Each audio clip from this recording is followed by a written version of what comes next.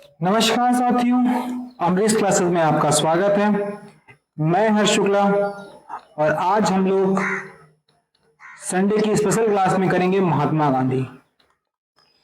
आज मैं महात्मा गांधी आपको ऐसा पढ़ाऊंगा कि आप जीवन में महात्मा गांधी कभी फिर नहीं भूलेंगे। आपको क्या करना है, पूरे सेशन को ध्यान से देखना है। आपको पूरा सेशन ध्यान से देखना है, ठीक है। अगर आप पूरा सेशन ध्यान से देखेंगे तो इससे जुड़ा कोई भी प्रश्न कभी भी आता है, मुझे नहीं लगता कि आपसे नहीं बनेगा। तो बस आपको क्या करना है, जैसे कि मैंने बोला था कि कुछ इंपॉर्टेंट टॉपिक जो है वो मैं संडे संडे को कराता रहूंगा। तो उसी बात की मतलब जो हमने आपसे वादा किया था उसी पे एक छोटी सी मुहिम है। देखिएगा इस क्लास को और लास्ट में बताइएगा कि आपको क्लास कैसी लगी। पहले ध्यान से क्लास को देखिएगा।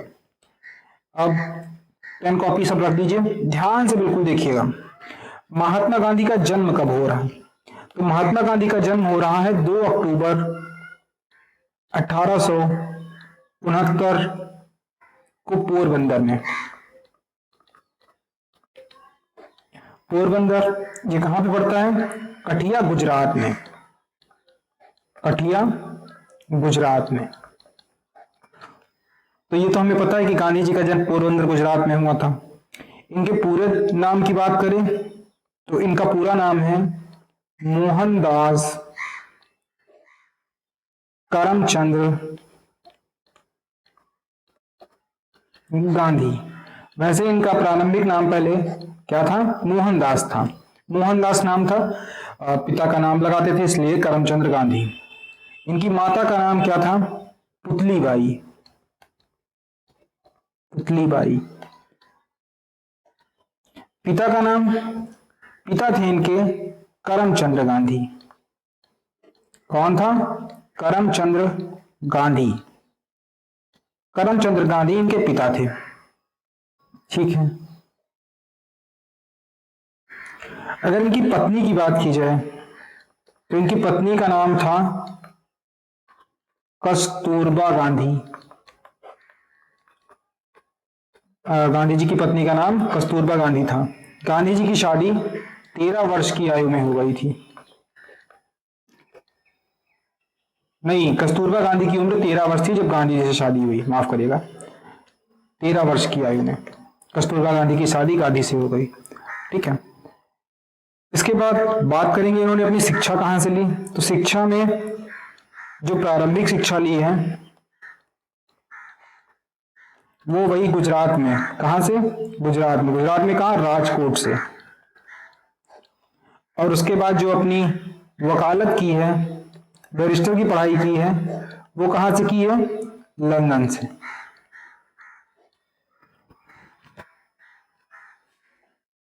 तो 1893 में अब्दुल्ला के मुकदमे के लिए दक्षिण अफ्रीका चले गए।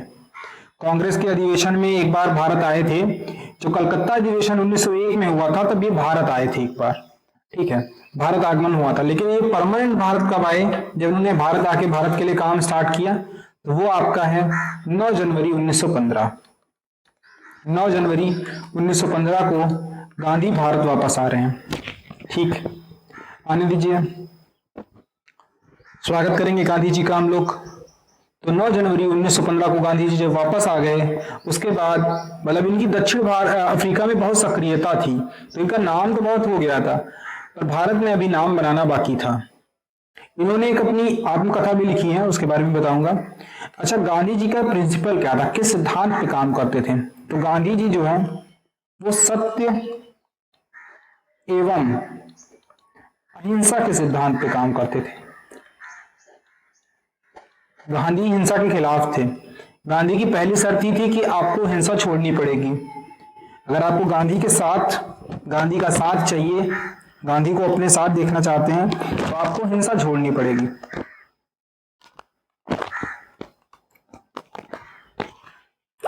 अच्छा, आप लोग बताइएगा गांधी का हिंसा वाला तर्क कितना सही है? उस समय हम लोग क्या इस हालत में थे कि चूंकि ये डिबेट का विषय है तो इस पर किसी और दिन बातचीत होगी, कभी लाइव आएंगे, बात करेंगे इतिहास पे हम लोग। तो इनकी गांधी से जुड़ी कुछ पुस्तकें हैं। एक तो है सत्य के साथ सत्य के साथ मेरे प्रयोग। कौन सी है? सत्य के साथ मेरे प्रयोग, माई एक्सपेरिमेंट विथ ट्रूथ। 1925 में इन्होंने किताब लिखी, सत्य के साथ मेरे प्रयोग। ये क्या है? इनकी आत्मकथा, आत्मकथा, ऑटोबायोग्राफी। तो लिखते हैं गांधी सत्य के साथ मेरे प्रयोग। उसके बाद एक किताब और लिखते हैं, India of my dreams. India of my dreams,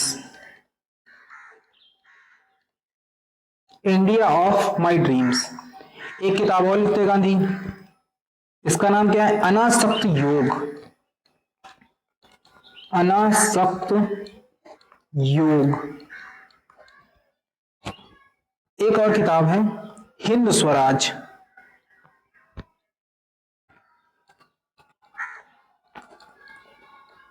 Hind Swaraj. और सप्त महाव्रत। सप्त महाव्रत। इस सप्त महाव्रत, इसमें क्या है?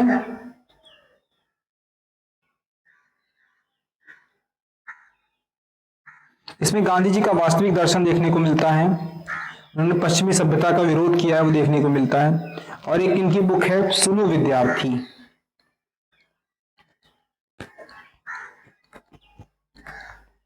सुनो विद्यार्थियों, सुनो विद्यार्थियों। तो आपने कहा होगा कि सर हमने तो ये बुक सुनी थी, ये सुनी थी, ये सुनी थी।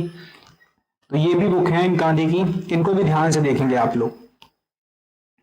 ठीक है। गांधी ने, और अच्छा, जो गांधी का बेसिक जो मतलब तरीका था वो क्या था? सिविल डिसोबरेंस, सविनय अवज्ञा का। गांधी का जो सबसे ज्यादा प्रभाव था वो सिविल डिसोबरेंस का था।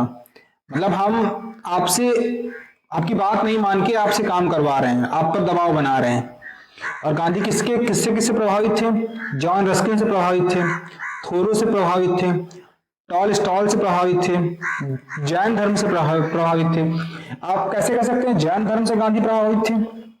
भाई अहिंसा मान रहे हैं ना, अहिंसा का सबसे अच्छा उदाहरण कहाँ देखने को मिलता है? जैन धर्म में देखने को मिलता है। और गांधी जी के, इतनी बात हो गई, चलो ठीक है।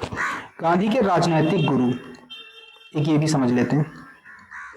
गांधी के राजनैतिक गुरु कौन थे, बताइएगा?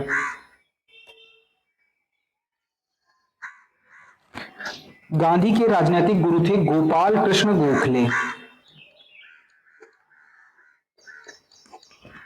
चूंकि हम यहाँ पर पूरा बेसिक जीवन परिचय देख रहे हैं, तो गांधी जी की डेथ भी देख लेंगे, कब हुई, मृत्यु कब हुई?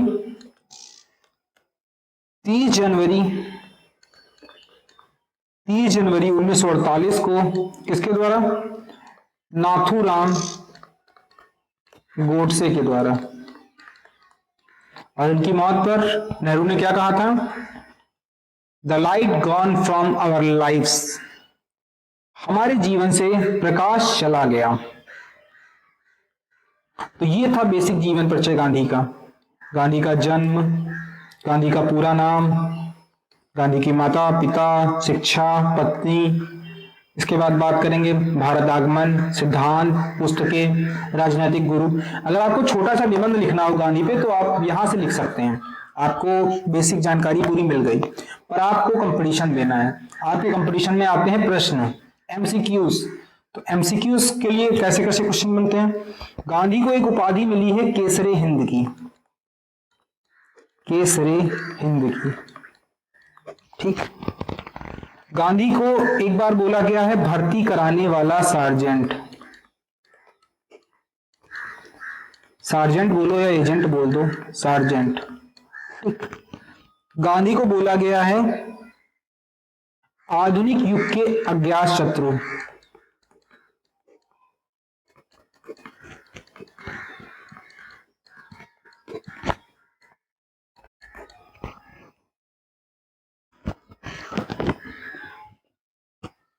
गांधी को बोला गया है बापू। गांधी को बोला गया है देशद्रोही फकीर,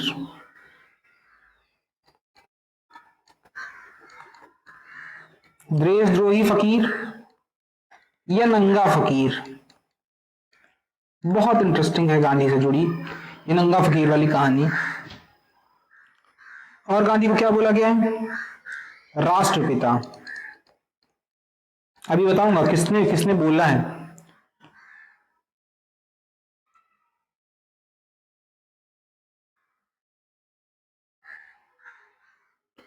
यहां पे जो नंगा फकीर है, यहां पे अर्धनग्न फकीर भी बोला गया है।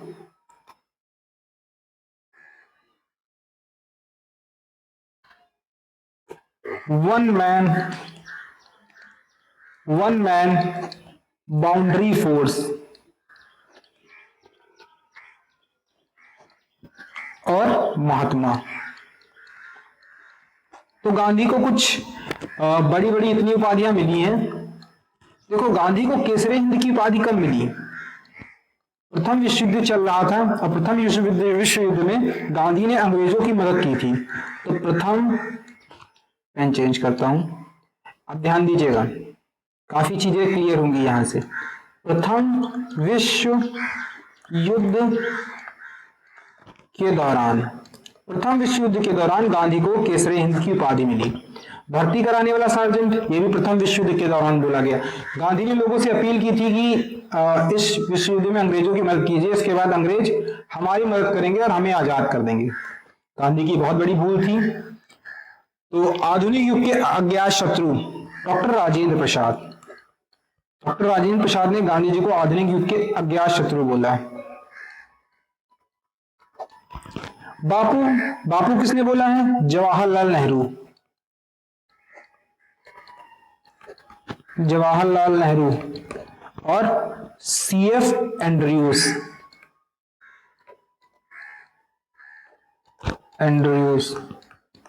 ये दो नाम देखने को मिलते हैं। देशद्रोही फकीर, नंगा फकीर, ये किसने बोला है? विंस्टन चर्चिल, इंग्लैंड के आपके प्रधानमंत्री थे विंस्टन चर्चिल। उन्होंने गांधी को नंगा फकीर, अर्धनग्न फकीर बोला था। राष्ट्रपिता, राष्ट्रपिता का उपाधि दी है सुभाष चंद्र बोस ने। मैं सुभाष चंद्र बोस का बहुत बड़ा फॉलोअर हूं और बहुत सारे लोगों को लगता है कि सुभाष चंद्र बोस और गांधी में बहुत मतभेद थे। तो इनके में मतभेद नहीं था, मनभेद था। तरीका अलग था, विचारधाराएं अलग थी, पर दोनों का लक्ष्य एक ही था। कभी इस पे भी चर्चा होगी। वन मैन बाउंड्री फोर्स, ये लॉर्ड माउंटबेटन। अच्छा, महात्मा गांधी की उपाधि किसने दी? तो रविंद्रनाथ टैगोर, रविंद्रनाथ टैगोर।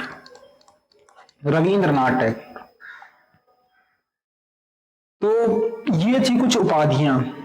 इन उपाधियों के बाद अब देखेंगे गांधी जी आ गए हैं दक्षिण अफ्रीका से वापस। अब गांधी जी भारत में क्या करेंगे? वो भारत में भी कुछ करेंगे ना, करेंगे तभी तो इनको पहचान मिलेगी। तो चंपारण सत्याग्रह, चंपारण कहां पे जगह पड़ती है? ये पड़ती है बिहार में। कहां? बिहार में जगह पड़ती है चंपारण। नील की खेती और 3 कठिया पद्धति के कारण, मतलब नील की खेती अंग्रेज जबरदस्ती करवाते थे, मतलब दबाव डाल के। और कितना था? 3 कठिया पद्धति थी। 3 कठिया पद्धति के कारण, मतलब आपको जो है 3/20 भाग पर नील की खेती करना अनिवार्य था। नील की खेती अनिवार्य, यही थी आपकी 3 कठिया पद्धति। तो 3/20 भाग पर नील की खेती करने अनिवार्य था। और नील की खेती के साथ क्या था? नील की खेती करने के कारण आपके खेत बंजर हो जाते थे। तो राजकुमार शुक्ला,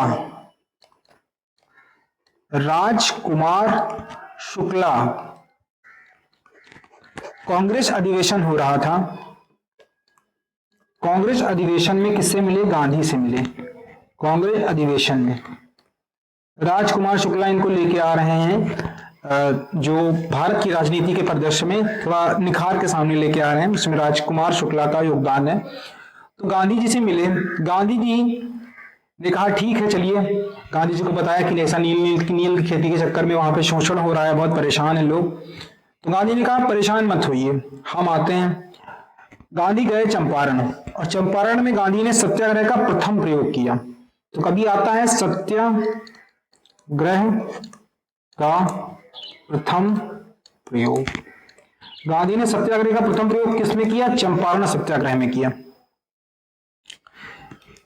इसमें काफी लोग गांधी के सहायक थे, राजेंद्र प्रसाद, जेबी कृपलानी, महादेव देसाई, शंभू शरण शर्मा, नारायण सिन्हा, ऐसे काफी नाम थे। तो फिर गांधी की सदस्यता वाले एक आयोग का गठन किया गया, और इसका परिणाम क्या हुआ? 3 कठिया। अब जब गांधी वहां पे गए, लोगों से साथ जुटे, और गांधी ने शांतिपूर्ण तरीके से अपनी मांगे रखी, अंग्रेज थोड़ा सा हिल गए कि भाई ये भारतीयों को किसने सिखा दिया, इतना शांतिपूर्ण तरीके से अपनी बात को, इतने बड़े जन आंदोलन को करना, वो भी शांतिपूर्ण तरीके से, किसने सिखा दिया। तो उन्होंने कहा कि नहीं, ये खतरनाक हो सकता है, इसकी मांग को तुरंत पूरा कर दो, क्योंकि अगर अभी नहीं पूरा किया गया तो ये फिर खतरनाक हो जाएगा। लेकिन गांधी का प्रभाव बढ़ता जाएगा, जैसे जैसे गांधी की बातें मानते जाएंगे अंग्रेज, वैसे वैसे गांधी का प्रभाव बढ़ता जाएगा लोगों की नजरों में। 3 कठिया पद्धति की समाप्ति हो गई। इसी के बाद बगान मालिकों को जो अवैध वसूली था उसका 25% हिस्सा लौटाने को अंग्रेजों ने कहा।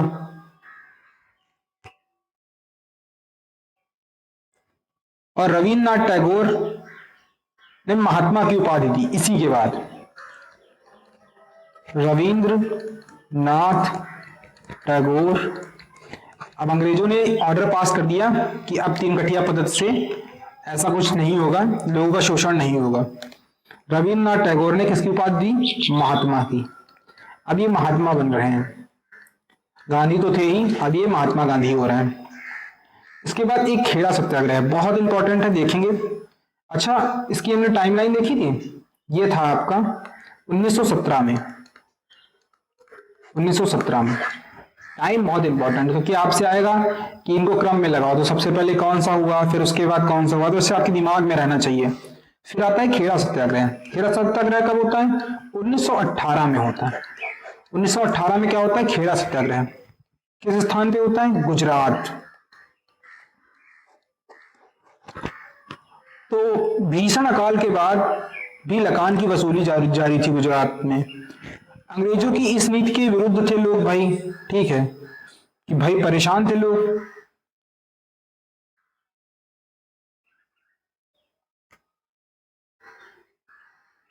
तो काफी सारे लोगों ने कहा, यहाँ पे काफी लोगों ने कहा कि यदि सरकार लगान माफ कर दे तो सक्षम लोग स्वेच्छा से लगान देंगे। भाई एक तो वैसे भी लोग गरीब हैं भारत में, ऊपर से पड़ गया भीषण अकाल, और तब तो आज की तरह पानी और स्टोरेज ये सब नहीं था, पूरा बारिश पे सब डिपेंड थी।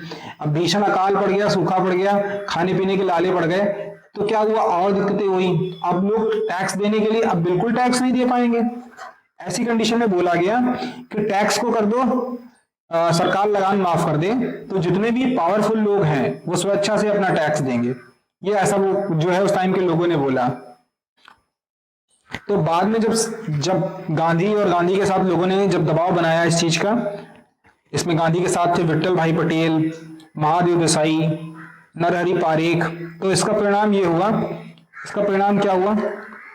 इसका परिणाम ये हुआ कि सरकार ने केवल सक्षम लोगों से लगान, सरकार ने केवल सक्षम लोगों से लगान वसूली का आदेश दिया। ठीक है, तो ये भी कैसा एक आंदोलन रहेगा? सफल सत्याग्रह। इसको हम किस कैटेगरी में रखेंगे? भाई गांधी जो चाहते थे गांधी ने वो करवा दिया, तो ये सफल हुआ ना आंदोलन। चलो इसके बाद देखते हैं अहमदाबाद मिल सत्याग्रह। तो गुजरात में अहमदाबाद में एक मिल थी, और मिल मालिक कौन थे? अंबालाल साराभाई। अंबालाल अंबालाल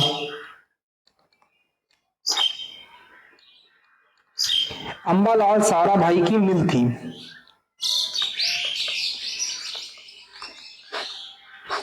ये अंबालाल साराभाई वही हैं जिनके बेटे हुए हैं विक्रम साराभाई। तो अंबालाल साराभाई की मिल थी, उसमें जो है पहले एक प्लेग बोनस दिया जाता था। पहले प्लेग बोनस दिया जाता था, जब प्लेग आया था तो प्लेग बोनस दिया जाता था। तो बाद में प्लेग बोनस को कर दिया गया समाप्त, प्लेग बोनस समाप्त हो गया। दूसरी बात समाप्त हो गया, अहमदाबाद मिल किसकी थी? अंबालाल साराभाई की थी। प्लेग बोनस समाप्त हो गया। दूसरी बात क्या थी? दूसरा कारण यह था कि प्रथम विश्व युद्ध के दौरान महंगाई बढ़ गई थी। प्रथम विश्व युद्ध के दौरान महंगाई अधिक हो गई। तो जब महंगाई अधिक हो गई तो लोग कहने लगे कि हमारी मतलब जो है तनख्वाह बढ़ाइए, सैलरी बढ़ाइए, बोनस बढ़ाइए, और प्लेग बोनस को, जो प्लेग बोनस मिलता था, इसको जारी रखिए। गांधी को पता चलता है, गांधी पहुंचते हैं लोगों के साथ, शांतिपूर्ण और अहिंसक तरीके से काम बंदी और भूख हड़ताल कर दी गांधी ने। शांतिपूर्ण और अहिंसक तरीके से कामबंदी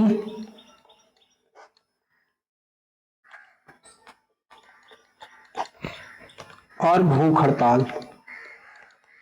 अब चूंकि ये आंदोलन ऐसा है कि एक हिंदुस्तानी के खिलाफ आंदोलन कर रहा है, इससे दुनिया में, वर्ल्ड में गांधी की छवि अंग्रेज विरोधी नहीं, गांधी की छवि एक समाज सुधारक की मतलब होती कि वो समाज के लिए काम कर रहा है व्यक्ति। जैसे होता है ना वर्ल्ड मीडिया में, मान लो कभी कोई ऐसा संगठन हो दुनिया की नजर में वो कितना भी बुरा कर रहा हो, पर जब ह्यूमैनिटी के लिए वो काम करता है ना तो दुनिया उसकी तारीफ करती है। तो अब वो भी अगर अपनी कम्युनिटी के खिलाफ कोई अगर खड़ा होता है तो बहुत बड़ी बात होती है, क्योंकि अपनी कम्युनिटी के खिलाफ पावरफुल आदमी के खिलाफ बोलना बड़ा मुश्किल होता है। तो गांधी ने ऐसे ही अंबालाल साराभाई के खिलाफ बोला, भूख हड़ताल की। और इसमें अंबालाल साराभाई की जो बेटी थी अनसुईया बेन, ये खुद गांधी का साथ दे रही थी। तो ये भी एक भारत का बहुत विचित्र झांकी है, विचित्र चित्र बन रहा है यहाँ पे कि अंबालाल साराभाई की बेटी अनसुईया बेन खुद गांधी का साथ दे रही है। इसका परिणाम क्या होता है? भूख हड़ताल होती है, गांधी जी की पहली भूख हड़ताल है, गांधी जी की पहली भूख हड़ताल। क्वेश्चन आया है एग्जाम में कि गांधी जी की पहली भूख हड़ताल कौन सी है, तो आप क्या कहेंगे? अहमदाबाद मिल सत्याग्रह। इसका परिणाम क्या होगा? 35% बोनस बोला गया, 35% बोनस दिया जाएगा। और अहमदाबाद टेक्सटाइल लेबर एसोसिएशन, जो लेबर एसोसिएशन की स्थापना।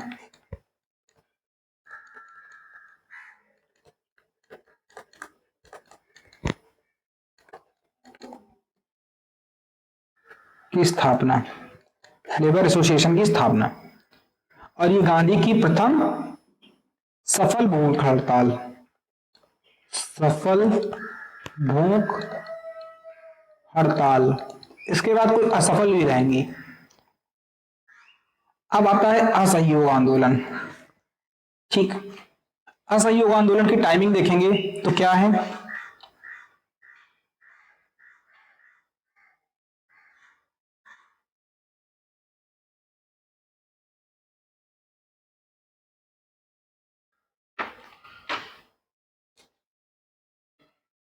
असहयोग आंदोलन अब हम लोग देखेंगे। असहयोग आंदोलन की टाइमिंग है 1920 से लेके 22 तक। होता क्या है? महात्मा गांधी का प्रथम राष्ट्रीय आंदोलन।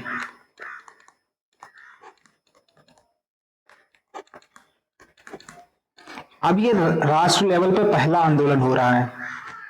अभी तो क्षेत्रवाद वाला था, जैसे कहीं गुजरात में हो रहा है, कहीं बिहार में हो रहा है, पर ये जो राष्ट्रीय आंदोलन है, प्रथम राष्ट्रीय आंदोलन निकल के आ रहा है। प्रारंभ कब होता है? 1 अगस्त 1920 को। अच्छा, ये समाप्त भी होता है, कब समाप्त होता है? समाप्त होता है 1922 में। क्यों? क्योंकि एक घटना हो जाती है चोरी की। इसमें जो है अंग्रेज पुलिस अफसरों को जिंदा जला दिया जाता है। इससे गांधी जी दुखी होकर इस आंदोलन को वापस ले लेते हैं।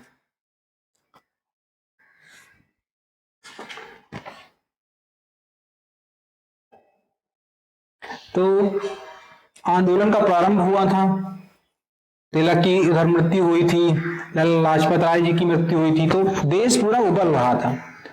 इसी बीच कलकत्ता में विशेष अधिवेशन बुलाया जाता है और गांधी जी के असहयोग के प्रस्ताव को पेश किया जाता है। काफी लोग इस असहयोग आंदोलन का विरोध करते हैं, ठीक है, काफी लोग इसका विरोध करते हैं, पर यह प्रस्ताव पास होता है। जब नागपुर अधिवेशन होता है तो इस प्रस्ताव को पास किया जाता है।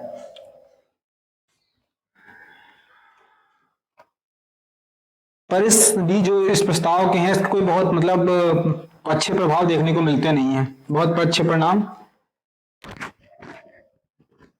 तो ये था आपका असहयोग आंदोलन। इसके बाद आता है गांधी जी की 11 सूत्रीय मांग।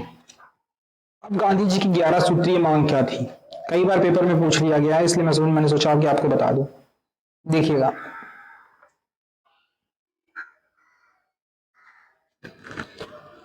तो 31 जनवरी 1930 को गांधी जी ने अपने पत्र यंग इंडिया के माध्यम से वायसराय लॉर्ड इरविन एवं ब्रिटिश प्रधानमंत्री रैमजे मैकडोनाल्ड के सम्मुख 11 मांगे रखी। 31 जनवरी 1930 को गांधी जी ने 11 मांगे रखी। क्या मांगे थी वो देख लीजिए। अब इससे देखो, इससे समझ में आएगा कि गांधी चाहते क्या हैं, गांधी क्या करना चाहते हैं। आप देखिएगा, पहली थी कि सेना के व्यय में 50% कटौती।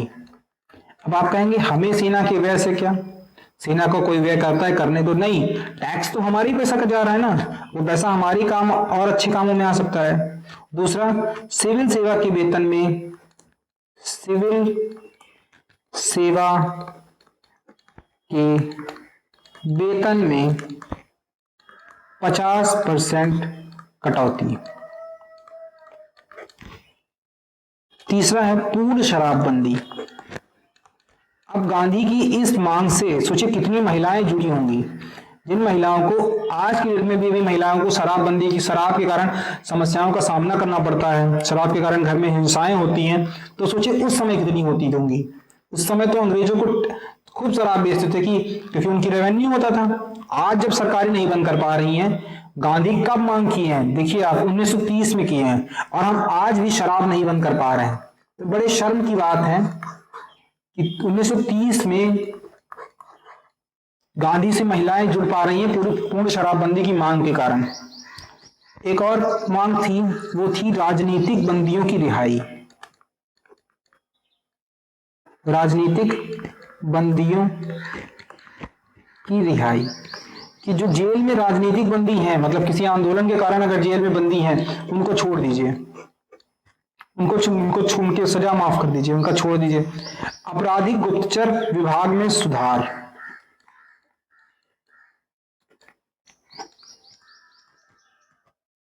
आपराधिक गुप्तचर विभाग में सुधार, कहा आपराधिक गुप्तचर विभाग में सुधार कीजिए। और गांधी क्या कह रहे हैं, हथियार कानून में सुधार करके बंदूक इत्यादि के लाइसेंसों की स्वीकृति को जन नियंत्रण के अंतर्गत, मतलब आसान बना दो। जो बंदूक का लाइसेंस है वो भारतीयों के लिए आसान कर दो।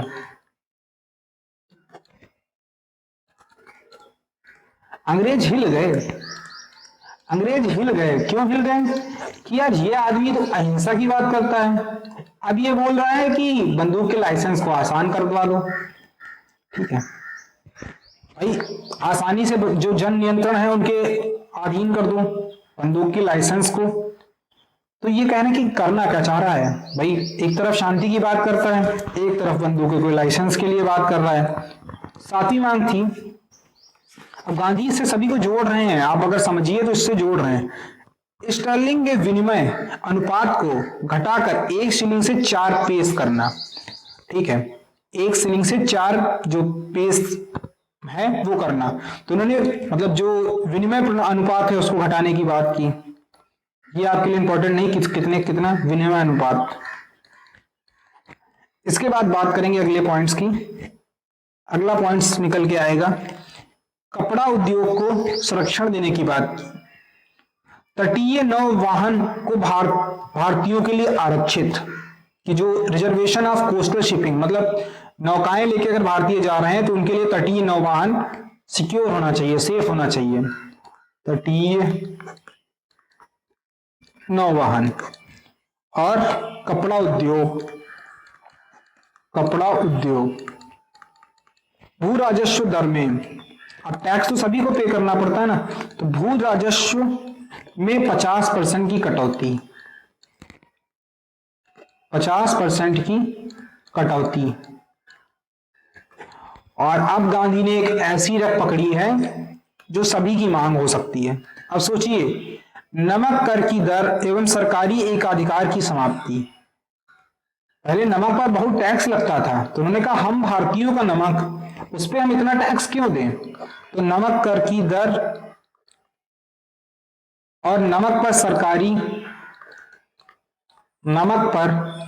सरकारी एकाधिकार की समाप्ति।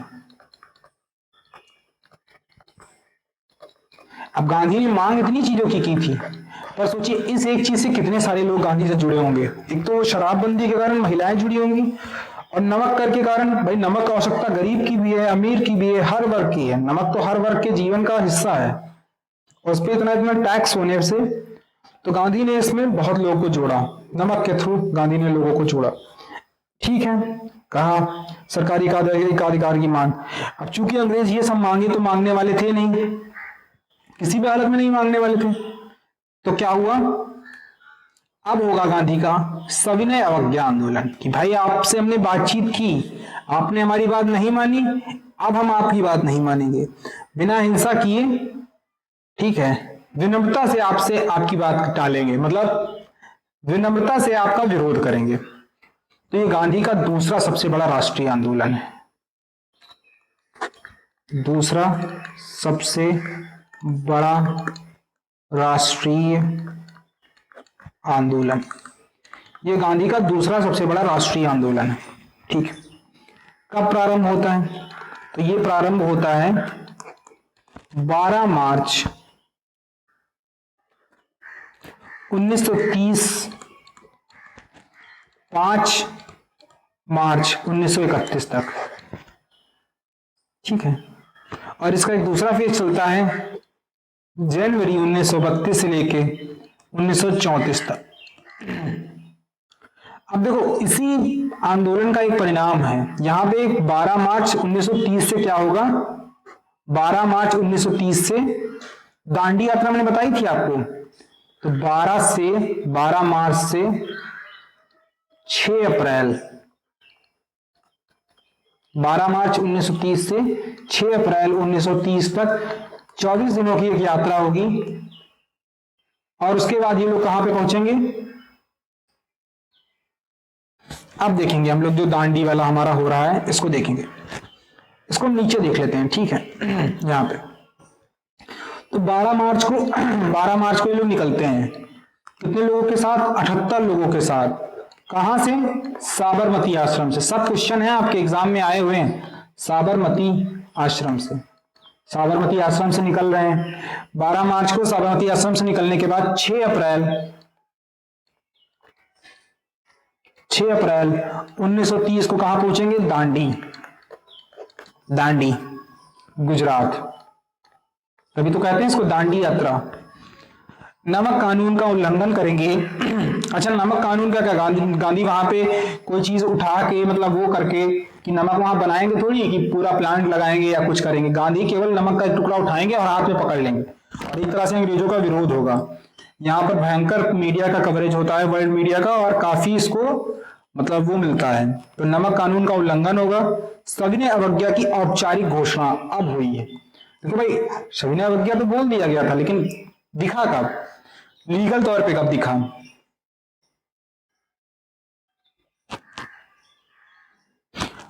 सुभाष चंद्र बोस ने जो गांधी जी की दांडी यात्रा है, इसकी तुलना किससे की थी? तो नेपोलियन की जो पेरिस यात्रा तथा मुसलिनों की पेरिस यात्रा थी, उससे की थी।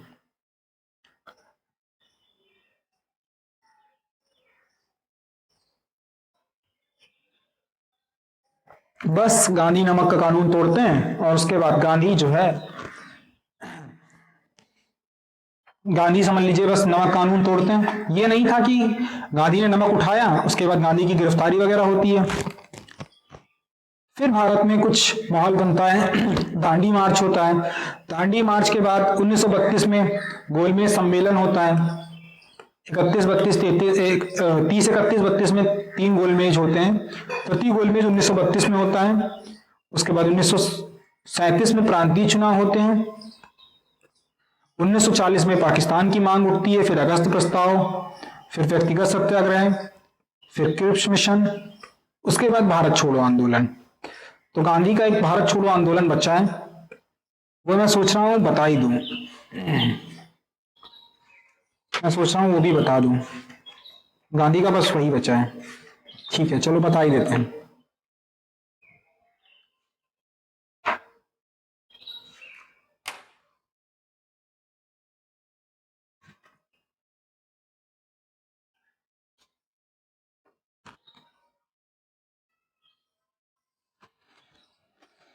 तो कहाँ पे जगह है? चलो यहाँ पे देखते हैं। भारत छोड़ो आंदोलन। भारत छोड़ो आंदोलन, भारत छोड़ो आंदोलन आपका कब स्टार्ट होगा? 1942 में। 1942 में स्टार्ट होगा। अच्छा, इसके कारण क्या है, क्यों जरूरत पड़ी भारत छोड़ो आंदोलन की? तो एक तो क्रिप्स मिशन आया था, अंग्रेजों ने हमें मीठी गोली देने की कोशिश की, तो क्रिप्स मिशन की असफलता। ठीक है, भारतीय जनमानस में जो असंतोष था वो बढ़ता ही जा रहा था।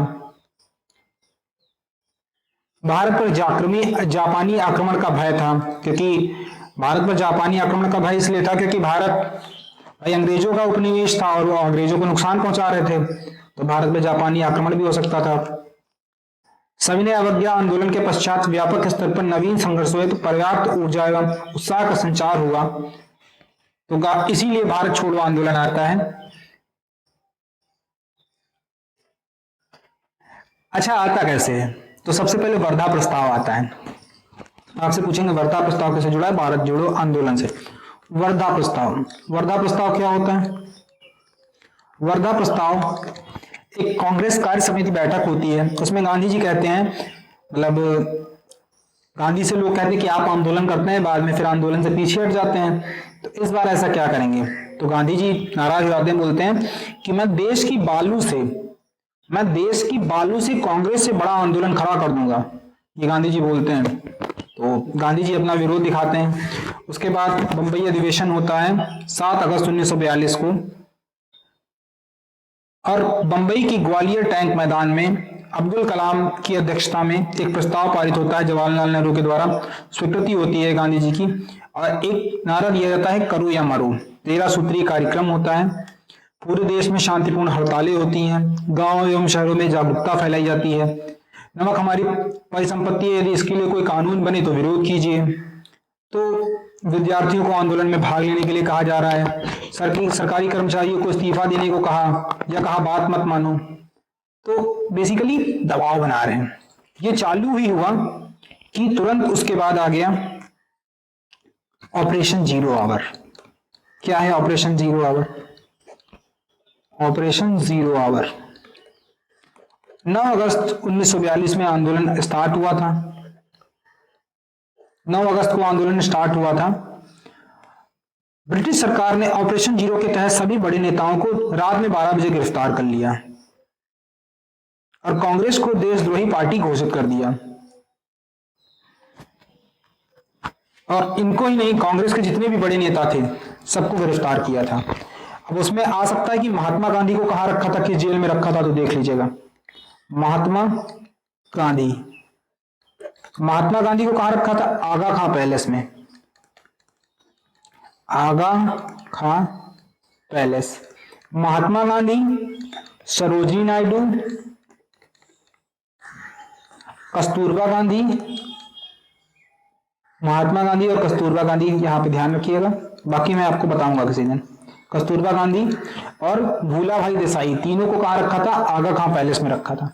नेहरू को अल्मोड़ा जेल में, राजेंद्र प्रसाद को बांकीपुर जेल, मौलाना अब्दुल कलाम आजाद को बाकुड़ जेल, जयप्रकाश नारायण को हजारीबाग, जहां से वो भाग गए थे। बाद में बहुत खतरनाक नेता है जयप्रकाश नारायण, समाजवाद पढ़ने वाला है, इनसे देखने वाला है। कांग्रेस कार्यकारी की अन्य सदस्य थे, उनको अहमदनगर दुर्ग में रखा गया था, जो कार्यकारिणी के अन्य महत्वपूर्ण सदस्य थे। तो कुछ ऐसा चला है आंदोलन। उसके बाद काफी सारी चीजें होती हैं, काफी सारी चीजों में गांधी का जो जीवन से जुड़ा सबसे इंपॉर्टेंट फैक्ट मतलब चीजें थी वो यहां तक थी, भारत छोड़ो आंदोलन। उसके बाद काफी सारी चीजें होंगी, वो आगे मैं आपको बताता जाऊंगा और उसको समझते जाएंगे। तो गांधी से जुड़ा ये था इतना इंपॉर्टेंट पॉइंट। अब अगर हम कहें कि आपको इस इतनी बात को कैसे समराइज करना है, आसानी से याद रखना है, तो उसके लिए आसान तरीका है। क्या? देखो, महात्मा गांधी 2 अक्टूबर 1869 को एक यात्रा चालू होती है गांधी जी के द्वारा। 9 जनवरी 1915 में यात्रा मतलब जीवन यात्रा, यहाँ पे यात्रा मतलब ये मत कह दीजिएगा कि, ठीक है। 9 जनवरी 1915 को भारत आगमन होता है, जो दक्षिण अफ्रीका में लोगों के लिए न्याय की लड़ाई लड़ रहे थे। उसके बाद भारत आते हैं। 1917 में चंपारण सत्याग्रह होता है, किसके आग्रह पर? राम प्रकाश शुक्ल के आग्रह पर। खेड़ा सत्याग्रह होता है, ये होता है 1918 में। ये कहाँ पे होता है? गुजरात में होता है। इसके बाद अहमदाबाद मिल सत्याग्रह होता है, बताया था आपको। अंबालाल साराभाई के जो मतलब मील वाला मसला होता है उसको देखेंगे। उसके बाद असहयोग आंदोलन होता है। ये किस लिए होता है? तो ये जो आपका 1919 में क्या हुआ था, 1919 में आपका कौन सी घटना हो गई थी?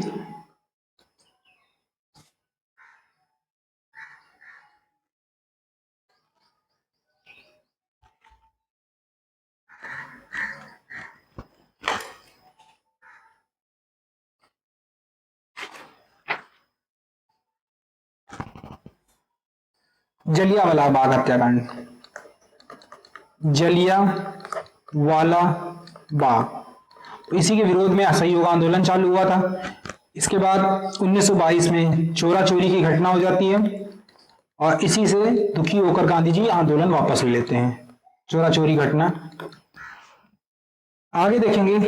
31 जनवरी 1930 को गांधी जी 11 सूत्रीय मांग रखते हैं। फिर उसके बाद सविनय अवज्ञा आंदोलन का स्टार्टिंग होता है, ये गांधी जी का दूसरा बड़ा आंदोलन है। दांडी मार्च स्टार्ट होता है 12 मार्च से 6 अप्रैल 1930, 24 दिन तक ये यात्रा चलती है और दांडी में जाके गांधी जी नमक को हाथ में लेके नमक कानून तोड़ते हैं। इसके बाद बात करेंगे 1932 में। तो 1932 में जब ये जेल में होते हैं, यरवदा जेल से ये आमरण अनशन करते हैं। 17 अक्टूबर 1940 को व्यक्तिगत सत्याग्रह चलाया जाता है इनके द्वारा। वर्धा प्रस्ताव 14 जुलाई 1942 को आता है। भारत छोड़ो आंदोलन ये 9 अगस्त 1942 को आता है और इसी के बाद ऑपरेशन 0 आवर चलाया जाता है और गांधी जी को जेल में डाल दिया जाता है। तो गांधी जी से जुड़े ये कुछ महत्वपूर्ण फैक्ट थे, इनको आप ध्यान रखेंगे। उम्मीद करते हैं आज क्लास आपको अच्छी लगी होगी। एक बार कमेंट बताइएगा आज क्लास कैसी लगी। ऐसे ही आप कौन से टॉपिक को पढ़ना चाहते हैं, एक बार हमें कमेंट में लिखिएगा कि इस चीज को समझने में दिक्कत हो रही है। मैं कोशिश करूंगा जैसे मैंने आज समझाया वैसे ही आपको समझाने की कोशिश करूं। तो एक बार बताइएगा वो आप लोग क्या पढ़ना चाहते हैं। बाकी आज की क्लास कैसी लगी एक बार कमेंट में बताइएगा। अगर आपको अच्छी लगेगी तभी इसको कंटिन्यू किया जाएगा, अदरवाइज इसको डिसकंटिन्यू कर दिया जाएगा। Thank you so much.